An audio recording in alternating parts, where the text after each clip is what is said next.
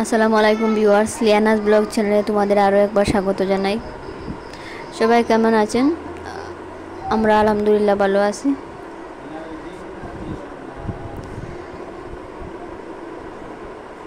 তো আজকে টুকিটাকি কাজগুলো আছে আজকের ভিডিওতে, আর সাথে আছে বাঁশের কুরুল রান্না। বাঁশের কুরুল আমি যেভাবে রান্না করি আর কি, ওইটা তোমাদের সাথে শেয়ার করব। আশা করছি তোমাদের ভালো লাগবে, সম্পূর্ণ ভিডিও জুড়ে থাকবে। আর একটা লাইক দিতে ভুলবেন না প্লিজ। একটা লাইক দেওয়ার জন্য আমি তোমাদেরকে রিকোয়েস্ট করছি। হয়তো ভুলে যাবে, ওই জন্য আমি মনে করিয়ে দিলাম। আর ওইখানে হচ্ছে বাঁশের কুরুলটা পরিষ্কার করে আমি এই একটা বটির সাহায্যে কেটে নিচ্ছি। আর খুব কচু কচু করে আর খুব পাতলা পাতলা করে আমি ওগুলা কেটে নিয়েছি। আর এখন একটু জল দিয়ে সিদ্ধ দেব, সিদ্ধ দিয়ে এক্সট্রা জলটুকু ভালোভাবে জড়িয়ে না নিলে একটু তেতো ভাব হয়, ওই জন্য আর কি সিদ্ধ দেওয়া।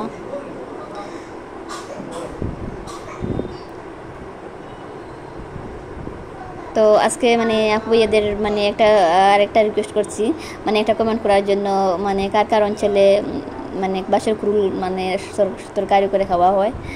তো আমাকে একটা কমেন্ট করে জানাবেন কীভাবে রান্না করেন, ওইটা আর কি কমেন্টে বলবেন। তো ওইভাবে কেউ কেউ খান কিনা। তো আমাদের অঞ্চলে বাঁশের কুরুল খাওয়া হয়। এই বছরে প্রথম আমি ওইটা রান্না করছি, ওই তরকারিটা। তো জানি না কার কীভাবে লাগে। তো আমার ওই তরকারিটা খুব বাঁশের কুরুল তরকারি করলে খুব ভালো লাগে আর কি। কিছু কিছু সবজি এখনও আছে যেগুলা যে কোনো মতে রান্না করলেই অনেক স্বাদ হয়। কারণ হচ্ছে ওইগুলা সারের নয়, এখন যেহেতু কীটনাশক সার আর এমনিতেও যে সারগুলা কেমিক্যালগুলা ব্যবহার করা হয়, তো এই সারের জন্য সবজিগুলার সারটা নষ্ট হয়ে যায়। তো কিছু কিছু এখনও আছে সবজি যেগুলোতে ততটা সার দেওয়া হয় না আর কি। তো যেমন হচ্ছে কাঁচকলা, কচুরমুখী, এরপর হচ্ছে পেঁপে, কলার মোচা, তারপর হচ্ছে এই যে বাঁশের কুরুল। তো এইভাবে কয়েকটা তরকারি আছে। তো যাই হোক, ভেজিটেবল আমার খুব পছন্দের, আর বিশেষ করে ওই সবজিগুলো আমার বেশ পছন্দের আর কি।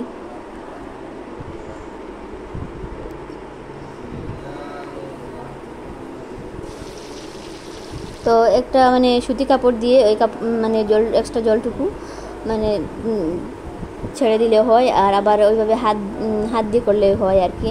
তো আমার মনে হলো ওইভাবে হাত দিয়ে করলেই হবে, ততটা কাপড় চোপড় সুতি কাপড় পর লাগবে না।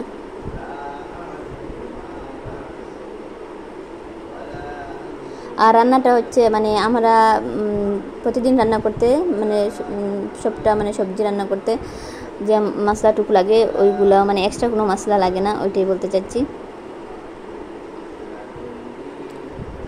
আর আমি আজকে কুরুলটা রান্না করব চিংড়ি মাছ দিয়ে। তো চিংড়ি মাছগুলো আমি বেজে নিচ্ছি, আর ওইদিকে আমি রান্না বসিয়ে দিচ্ছি।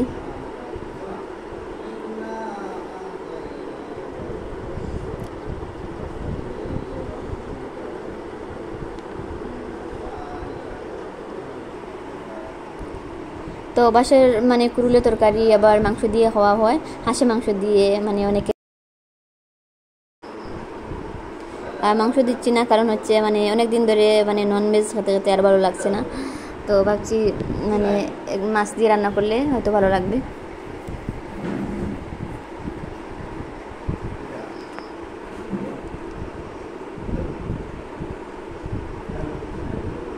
তো কুরুলগুলো আমি যে আগে একবার সেদ্ধ করেছি, তখন আমি 100% সেদ্ধ করি না, কারণ ওর স্বাদটা চলে যাবে। একটু তেতো ভাবটা ছাড়ার জন্য 50-60% মতো সেদ্ধ করে নিয়েছি। আর এখন আমার মশলা দেওয়ার পর আমি 100% সেদ্ধ করে নিয়েছি। আর ওইগুলো যেহেতু খুব সফট হয়ে গিয়েছে সেদ্ধ করার পর, তো ততটা রান্না করার দরকারও ছিল না। তো আমি চিংড়ি মাছ দিয়ে দিয়েছি, আর ওইখানে আমার তরকারিটা প্রায় হয়ে এসেছে। তো খুব ভালো লাগছিল, আর খাওয়ার সময় বেশ টেস্ট হয়েছিল। আর ওই তরকারিটা আবার একটু পাউডার মরিচ একটু কম দিয়ে আমি বোম্বে মরিচ দিয়ে দিয়েছি, কারণ একটা আলাদা ফ্লেভার আসবে ওই জন্য। আর মরিচের পাউডার মানে বেশি দিলে ততটা ভালো লাগে না। এক এক তরকারির এক একটা আর কি নিয়ম হয় আর কি। তো আমরা ছোটো থেকে দেখতাম আমার মা যখন রান্না করতেন ওইভাবে মানে ওই মরিচগুলা মানে পাউডার মরিচগুলা কম দিয়ে আর কি, বোম্বে মরিচ দিলে মানে বেশ ভালো একটা ফ্লেভার আসে। আর ওইখানে আমি একটু মাছের ঝোল করেছি, কারণ মানে লিয়ানার বাবার ওই তরকারিটা বেশি পছন্দের নয়, ওই জন্য।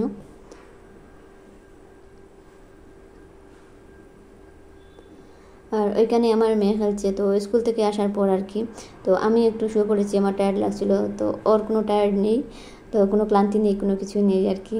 তো ও মানে প্রতিটা মুহূর্ত মানে আনন্দে খুশিতে খেলাধুলায় কাটাতে চায়।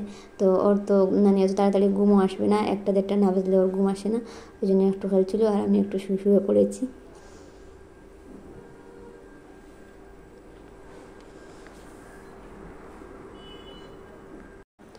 তো ভিডিওটির এই পর্যায়ে এসে বলছি, তো ভিডিওটি যদি কোনো অংশ ভালো লেগে যায় তাহলে সাবস্ক্রাইব করে আমার পাশে থাকতে পারেন। আর যে বাজারা ওই কাজটা অলরেডি করে রেখেছেন তাদেরকে অসংখ্য ধন্যবাদ।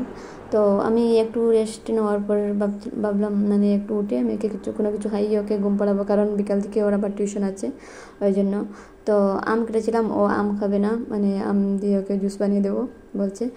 তো জুস বানিয়েছিলাম, কিন্তু ওইটা মানে একটু পাতলা হলে ভালো হতো, কারণ কি মানে আমি মানে জুসের মধ্যে মৌ দিয়েছিলাম আর মানে মৌ একটু কম হয়েছিল, ওই জন্য আর কি আমি একটু জল মেশাতে পারিনি আর কি, কারণ জল মেশালে আর একটু মিষ্টির দরকার হবে, আর মৌ ছিল না, তো ভাবছিলাম চিনি দেবো না, ওই জন্য আর কি। তো এই পর্যন্ত ছিল আমার আজকের ভিডিওটি। আল্লাহ হাফেজ।